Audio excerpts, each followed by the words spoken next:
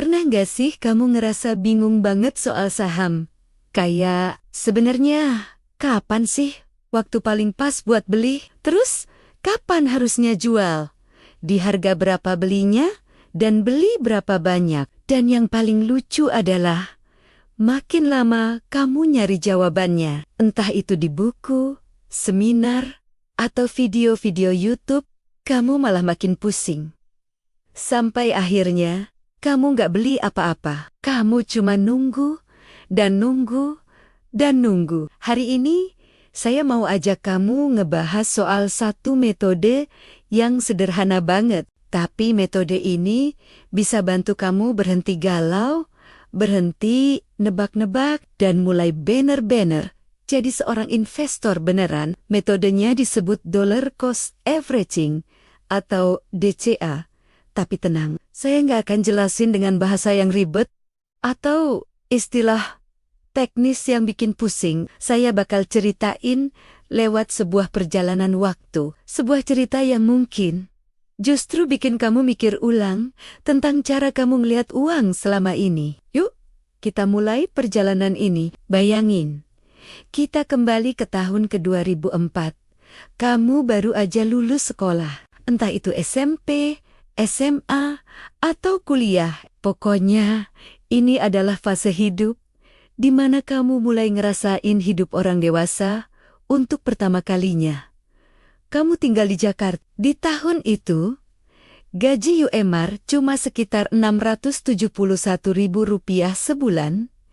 Iya, nggak banyak. Jujur aja, buat makan dan ongkos transportasi aja udah ngos-ngosan. Tapi, di tengah keterbatasan itu, kamu punya satu pikiran sederhana di kepala kamu. Saya pengen hidup saya nanti nggak kayak orang-orang yang kerja puluhan tahun, tapi di masa tuanya nggak punya apa-apa. Pikiran itu terus menghantui kamu. Akhirnya, kamu mutusin buat nabung 30% dari gaji kamu. Ya, sekitar Rp200.000 per bulan. Itu bukan hal yang gampang. Kamu mungkin harus nahan jajan, nahan nonton, atau mungkin bawa bekal setiap hari. Tapi kamu bilang ke diri sendiri, oke, setahun aja dulu, cuma setahun. Saya mau ngelakuin ini secara konsisten, apapun yang terjadi. Nah, sekarang pertanyaannya, uang 200.000 ini mau dibelikan saham apa? Di tahun 2004, kamu nggak ngerti analisis fundamental, nggak paham laporan keuangan, nggak tahu istilah-istilah rumit, kamu cuma mikir, pakai logika paling sederhana. Saya pakai produk apa sih tiap hari? Apa yang dipakai keluarga saya? Apa yang dipakai semua orang di kantor saya? Kamu lihat dompet, kamu adalah nasabah Bank BRI, kamu lihat tuman men di kantor, mereka juga banyak yang nasabah BRI. Kamu lihat keluargamu, orang tuamu, mereka juga nabung di BRI. Logikanya jadi simpel banget. Kalau semua orang pakai bank ini, berarti bank ini akan terus ada dan terus dibutuhkan. Ya sudahlah, saya beli saham BRI aja. Dan dimulailah perjalanan itu. Setiap bulan di tanggal yang sama setelah gajian, kamu beli saham BRI senilai Rp200.000. Berapa banyak lot yang kamu dapat?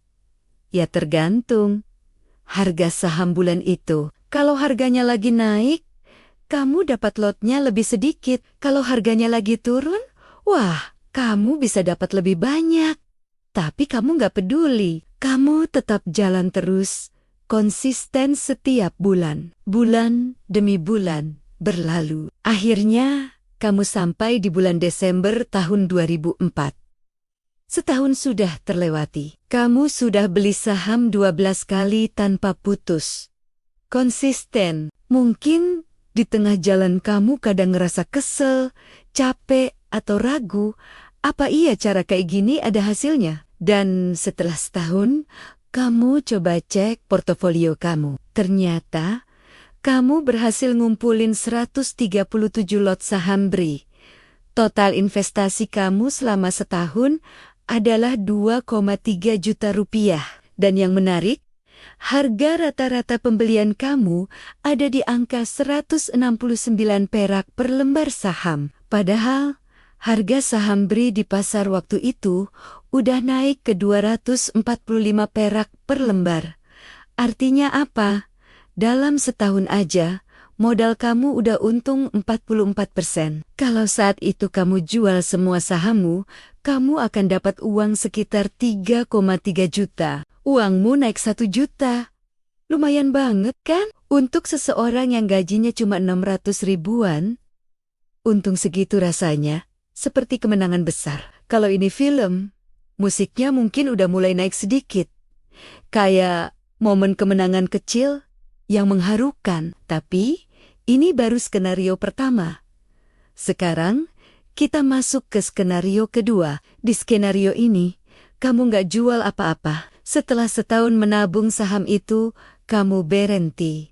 Kamu cuma hidup seperti biasa, nggak beli saham lagi. Nggak mikirin grafik naik turun, nggak baca berita ekonomi yang bikin pusing. Hidup kamu terus berjalan. Tahun berganti tahun, krisis finansial datang dan pergi. Kamu ganti pekerjaan, gajimu mungkin naik turun. Hidupmu juga penuh dengan naik turun. Tapi ada satu hal yang tetap ada, tersembunyi di dalam akun sekuritasmu. Saham BRI yang kamu beli waktu kamu masih muda dulu. Saham yang kamu beli dengan menyisihkan 200 ribu per bulan. Lalu di satu titik, kita lompat jauh ke tahun ke 2020.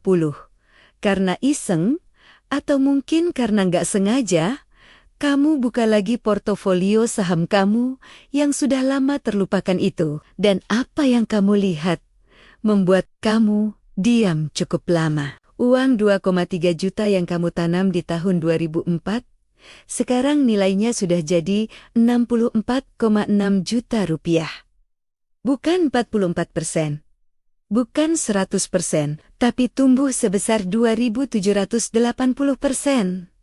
2.780%, dan ceritanya belum selesai. Kamu sekelahi ternyata ada dividen atau bagi hasil keuntungan perusahaan yang masuk ke rekeningmu selama belasan tahun itu, totalnya mencapai 11,5 juta rupiah. Jadi, total kekayaanmu dari modal 2,3 juta itu, sekarang adalah 76 juta rupiah. Dari sesuatu yang dulu kamu pikir cuma coba-coba, setahun aja, dari uang 200 ribu per bulan. Oke, mungkin kamu mikir, ya iyalah, itu kan tahun 2004.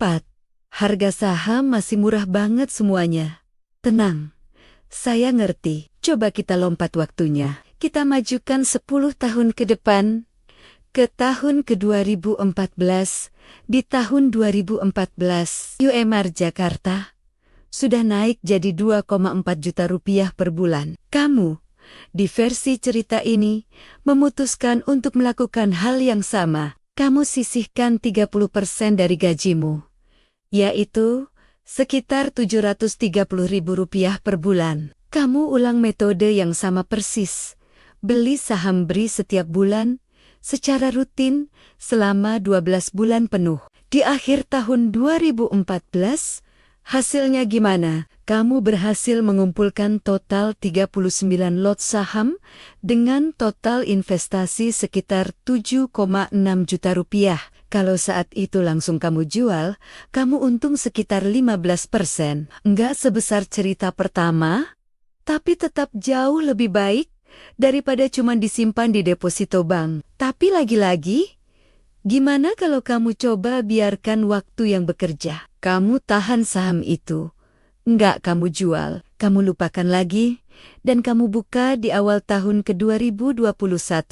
Hasilnya, nilai investasi 7,6 juta tadi tumbuh menjadi 18,4 juta. Ditambah dividen yang kamu terima selama periode itu sebesar 2,3 juta. Totalnya menjadi 20,8 juta rupiah. Padahal, kamu cuma nabung rutin selama setahun. Dari dua cerita ini, ada beberapa pelajaran penting banget yang jarang kamu dengar di seminar-seminar saham yang rumit. Pertama, pertanyaan kapan waktu terbaik beli saham? Jawabannya, kapanpun kamu punya uang. Metode DCA membuat harga belimu menjadi harga rata-rata. Kamu nggak perlu pusing nunggu momen paling pas atau harga paling bawah, karena nggak ada yang tahu kapan itu terjadi. Kedua, waktu adalah teman terbaik seorang investor.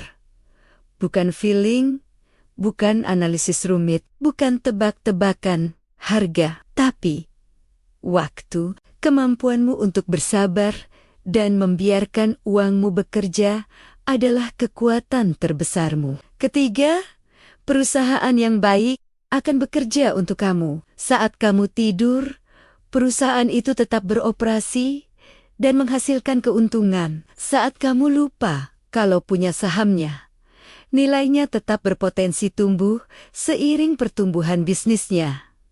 Keempat, harga saham yang turun itu bukan bencana. Justru itu adalah kesempatan. Krisis ekonomi adalah momen diskon massal untuk aset-aset bagus.